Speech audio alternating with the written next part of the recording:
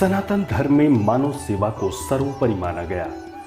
मानव सेवा ईश्वर की सेवा के समान है। ऐसे ही निस्वार्थ भाव से समाज की सेवा में लगा है दिव्य प्रेम सेवा मिशन।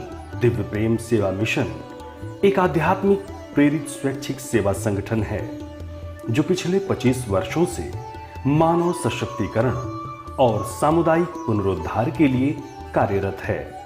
कोई जरूरतमंद हो या गरीब के लिए चिकित्सा व्यवस्था, शिक्षा स्वावलंबन हो या कौशल विकास या फिर पर्यावरण संरक्षण, इन सभी क्षेत्रों में निरंतर कल्याणकारी कार्य कर रहा है दिव्य प्रेम सेवा मिशन।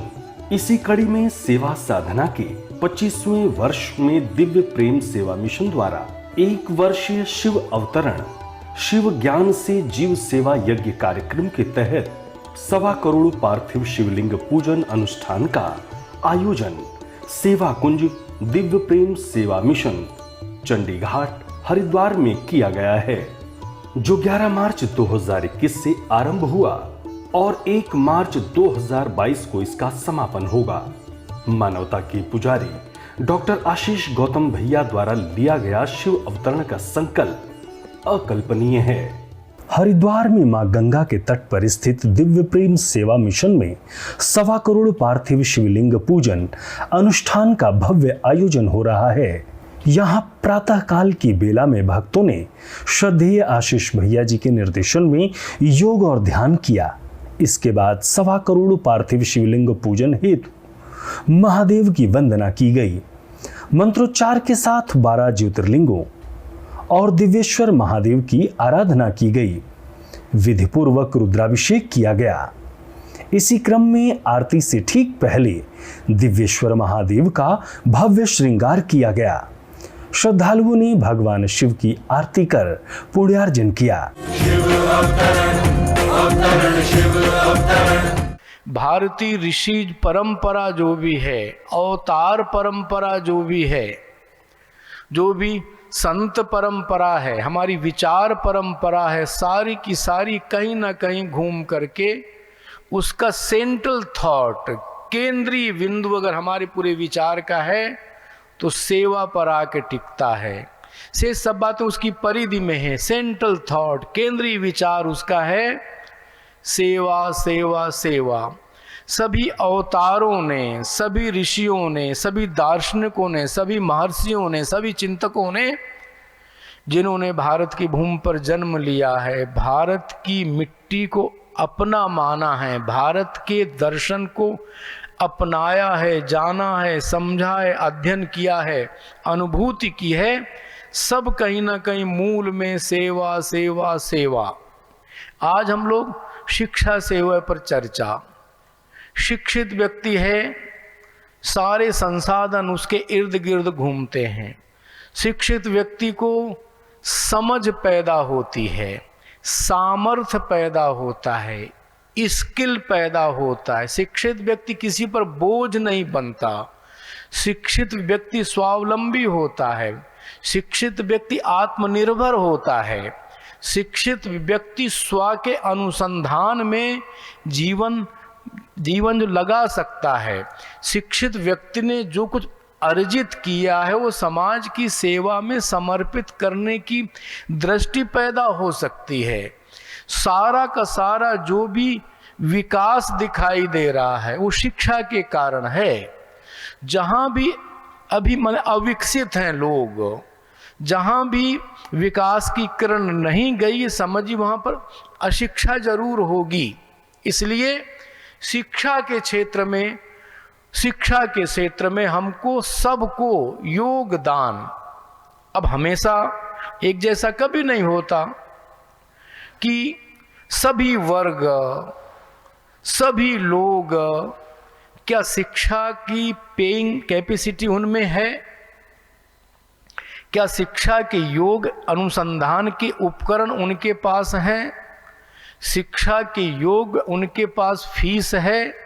शिक्षा के योग कहीं जाने उसमें क्षमता तो है, योग्यता है, लेकिन क्या उसको अवसर उपलब्ध हो सके? पारिवारिक साधन उसके हैं, सामाजिक साधन है, गांव गली में पैदा हुआ व्यक्ति, क्षमताएं हैं, सामर्थ्य, योग्यता है, लेकिन उचित दृष्टि नहीं है, उसके परिवार की दृष्टि नहीं है, उसके परिवार को काउंसलिंग चलता है, शब्द काउंसलिंग का नहीं है, इसलिए जिनमें ये क्षमताएं हैं, जिनमें ये सामर्थ्य है, जिनमें योग्यताएं हैं, जिनके पास अर्थ है, जिनके पास स्किल है, जिनके पास कोई समझ है, जिनके पास में शिक्षा देने का सामर्थ्य है, या जो है किसी स्किल विशेष पर, या कई उसकी अपनी विशेषज्ञताएं हैं, तो जो विशेषज्ञताएं जहां दूर है, एक दिन कहा था मैंने पहले भी कि प्यासे को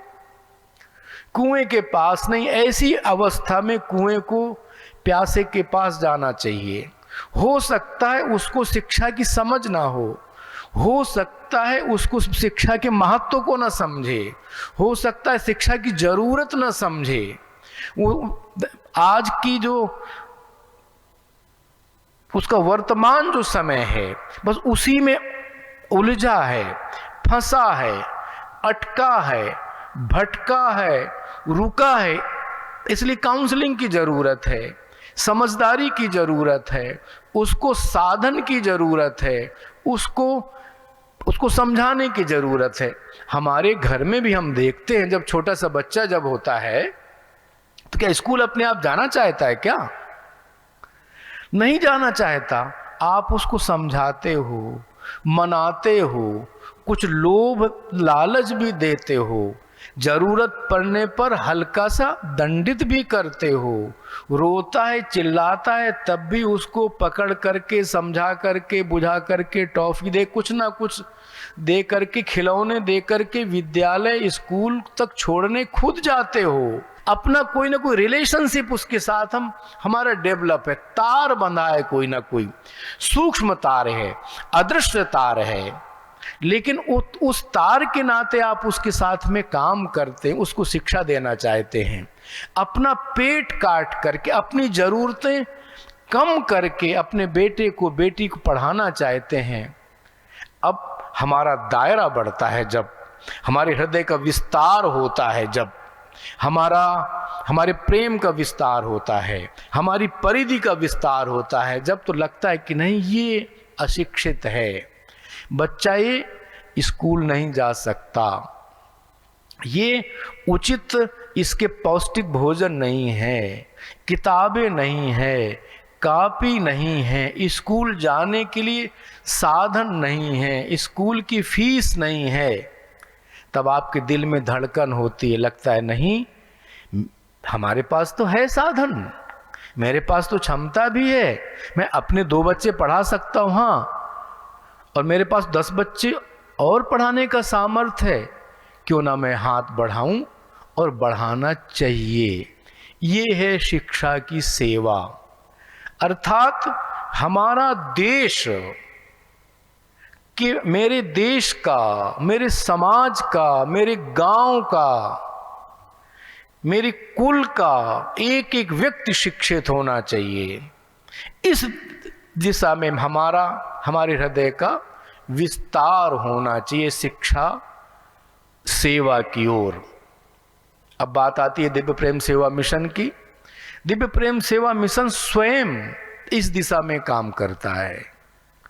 क्या करता है? तो कुष्ठ रोगी जिनके बच्चे उपेक्षा के पात्र हैं, घृणा के पात्र हैं, दुत्कार के पात्र हैं, अपमान के पात्र हैं, ऐसे बच्चों को देश भर से चयनित करता है, लाता है, उनको उनकी योग्य शिक्षा हो जाए तो कई प्रकार के छात्रावास, कन्या छात्रावास अलग, बच्चों का अलग, बड़े बच्चों का अलग, उनके लिए छात्रावास लाना। देश भर के बच्चे हैं, 14-15 स्टेट के बच्चे हैं, सैकड़ों बच्चे हैं, उनके पालन पोषण का, संस्कार का, शिक्षा का, स्वास्थ्य का, उनके रहन सहन का, उनकी योग्यता का, उसकी स्किल का ध्यान करके कई प्रकार के इंस्टीट्यूट चलाता है, छात्रावास चलाता है, कई प्रकार के विद्यालय चलाता है, कॉलेज चलाता है, और वो और अच्छे बच्चे स्किल्ड हो जाएं, समाज के काम आ सकें, देश के काम आ सकें, देश की मुख्य धारा में विलीन हो जाए, वो समर्पण भाव से, सेवा भाव से, त्याग के भाव से। अभी divine college of medical sciences की स्थापना करने जा रहा है। ऐसे दिव्य प्रेम सेवा मिशन सेवा के क्षेत्र में जो फीस नहीं दे सकते, जिनको शिक्षा क्षेत्र की समझ नहीं है, शिक्षा का हमारे जीवन में, हमारे समाज, मेरे परिवार के लिए महत्व तो क्या है वो नहीं जानता, उसको समझाना, उसको जोड़ना, उसकी शारीरिक पुष्टि, मानसिक पुष्टि, वो उसके मस्तिष्क का कैसे विकास हो सके। और शिक्षा के साथ में सबसे महत्वपूर्ण बात है, व्यक्ति शिक्षित हो सकता है। जैसे ऊर्जा कभी खराब नहीं होती, ऊर्जा बुरी नहीं है, शक्ति है, सामर्थ्य है वो, लेकिन सामर्थ्य का उपयोग करना नहीं आता तो वही विध्वंसकारी हो सकता है। जैसे एटॉमिक एनर्जी है, न्यूक्लियर एनर्जी है, जैसे मैग्नेटिक एनर्जी है, स्पीड एनर्जी है, लाइट एनर्जी है, जितने प्रकार की एनर्जीज हैं, शक्तियां हैं, इसी शक्ति से जीवन रक्षक, जीवन के डेवलपमेंट के लिए, जीवन को सुखद बनाने के लिए सुख साधन की समग्र सामग्री इकट्ठा की जा सकती है, शांति की सामग्री इकट्ठा हो सकती है। लेकिन इसी न्यूक्लियर एनर्जी से, इसी एटॉमिक एनर्जी से, इसी इलेक्ट्रिकल हीट एनर्जी से, इसी स्पीड एनर्जी से पूरी मानवता को, सृष्टि का, प्रकृति का विध्वंस किया जा सकता है। इसलिए हथियार यानी शक्ति हो अच्छी बात है, लेकिन शक्ति का उपयोग करना नहीं आया तो गलत दिशा जाएगी, विध्वंस में जाएगा। आज यही कुछ हो रहा है, लोग शिक्षित हो रहे हैं, लेकिन समझदारी का अभाव भी साथ पैदा हो रहा है। दिव्य प्रेम सेवा मिशन शिक्षा के साथ में समझदारी का भी आग्रह करता है, निवेदन करता है, और साथ में उस प्रकार के कोर्सेज डिजाइन करता है। उस प्रकार की समझदारी कैसे लोगों में डेवलप हो, उसी का हिस्सा है आत्मसंवाद अंतरयात्रा शिविर, उसी का हिस्सा है दिव्य प्रेम सेवा मिशन के सभी कार्यक्रमों का डिजाइन, उसी का हिस्सा है कार्य के प्रति प्रेरित कार्यकर्ताओं का शिक्षण, उसी का हिस्सा है उनका प्रशिक्षण, और समाज की सेवा में लगने का भाव पैदा हो। नहीं तो भोगोन्मादी अर्थशास्त्र, कामोन्मादी समाजशास्त्र, रहस्यात्मक आध्यात्मवाद, और माने केवल संग्रह की वृत्ति, भोग की वृत्ति, लेकिन भोग के संग्रह, भोग नहीं, सेवा वृत्ति के साथ शिक्षा, सेवा के साथ में समझदारी जरूर नहीं। ऐसी शिक्षा विध्वंसकारी हो सकती है। किसी आतंकवादी के हाथ में हथियार, न्यूक्लियर वेपन चला जाएगा, एटॉमिक एनर्जी चली जाएगी, पूरे विश्व को विध्वंस कर सकता है वो। और यही किसी रचनात्मक व्यक्तित्व के पास जाएगी, संत के पास जाएगी, ऋषि के पास जाएगी, किसी भारतीय मनीषा के, वैज्ञानिक के पास ये शक्ति होगी तो विश्व के चिकित्सा के, स्वास्थ्य के, शिक्षा के, जरूरतों के अनुसंधान के रास्ते खोल देगी। व्यक्ति कैसे सुखद जीवन जी सके, संपूर्ण आवश्यकताओं के साथ कैसे जी सके, प्रकृति के विध्वंस को कैसे रोक सके, इस दिशा में ले जाएगा। यानी शिक्षा के साथ में समझदारी विकसित करना, शिक्षा के साथ में जो लोग शिक्षा के लिए काम करें, समझदारी के लिए काम करना आवश्यक है। अब जैसे हमारे धर्म ग्रंथ हैं, गीता है, उपनिषद हैं, रामचरितमानस है, षड्दर्शन है, वेद हैं, पुराण हैं, विभिन्न संतों के जीवन परिचय हैं, व्याख्याएं हैं। क्या हमारे अपने घर में, हमारे अपने परिवार में अंतर्मुखी हुआ जाए, देखा जाए, जितने प्रकार की शिक्षाएं आप, आधुनिक शिक्षा, जरूरत की शिक्षा, स्कूल कॉलेज की शिक्षा, प्रोफेशनल कोर्सेज की शिक्षा जो दे रहे हैं दीजिए। क्या आपके घर में गीता का पाठ कराने के लिए, गीता का अभ्यास कराने के लिए, गीता के पाठन के लिए कोई शिक्षक नियुक्त है क्या? हमारे संत, हमारे ब्राह्मण, हमारे पुरोहित, हमारे उपदेशकार, हमारे प्रवचनकार्य, समाज के हम सब लोग जो जिनका वानप्रस्थ जीवन है, जो सन्यासी जीवन जी रहे हैं, जो थोड़ा सा रोजगार से दूर हो चुके हैं, आयु से दूर हैं, क्यों ना वो अपने घर के साथ में जिनमें क्षमताएं नहीं, ऐसे लोगों के घरों में जा कर के इस प्रकार के कुछ कक्षाएं लेने का अभ्यास करें। रामचरितमानस की कुछ चौपाइयां अभ्यास करवाएं, गीता की कुछ श्लोक का अभ्यास कराएं, अर्थ बताएं। क्योंकि भारत में कहा गया है कि जो हमको रोटी दे, रोजगार दे, जीवन की जरूरतें पूरी करे, उसको केवल अविद्या कहा गया है। जो आत्म अनुसंधान की ओर ले जाए, आत्म दर्शन करा दे, मैं कौन हूं, मैं कहां से आया हूं, मेरा शरीर धारण करने का उद्देश्य क्या है, और शरीर पूरा होने के बाद मैं कहां जाऊंगा, अनंत की यात्रा मेरी कहां की है, इसकी जो समझ पैदा कर दे, इसकी दृष्टि पैदा कर दे, वो शिक्षा, यानी हमको बाह्य और अंतः दोनों शिक्षाओं का संतुलन बैठाना पड़ेगा, तब भारत की आत्मा का पोषण सिद्ध होगा। संध्या होते ही रुद्राक्ष वृक्ष के सम्मुख महादेव की मंगल आरती की गई। दिव्य प्रेम सेवा मिशन द्वारा संचालित सेवा के विविध प्रकल्प, चिकित्सालय, विद्यालय, छात्रावास, पर्यावरण संरक्षण, हरितम संवर्धन, गंगा स्वच्छता, ग्रामीण क्षेत्रों को प्रेरणा देने का प्रयास, नवयुवकों के माध्यम से सेवा कुंज परिसर चंडीघाट हरिद्वार एवं वंदे मातरम कुंज परिसर गंगा भोगपुर तल्ला पौड़ी गढ़वाल से संचालित हो रही हैं। सेवा मिशन के इस पुनीत प्रकल्प में सहयोग देकर आप भी पुण्य के भागी बने। संस्था का बैंक अकाउंट नंबर है दिव्य प्रेम सेवा mission, ICICI bank, account number 023901000105, IFSC code है ICIC 000239। सेवा मिशन को दी जाने वाली राशि आयकर अधिनियम की धारा 8G के तहत आयकर मुक्त होगी।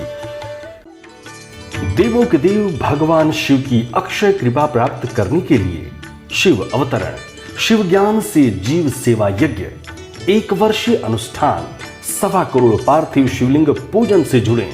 संपर्क सूत्र 9412917497, 9219669687, WhatsApp number 9713283333, email ID contact@shiv-avtaran.org, website www.shiv-avtaran.org। Divya प्रेम सेवा मिशन के कल्याणकारी सेवा कार्यों से जुड़ने के लिए संपर्क करें 9219692776, 8755155780, WhatsApp number 9219595552, email ID divyprem03@gmail.com, website www.divyprem.co.in।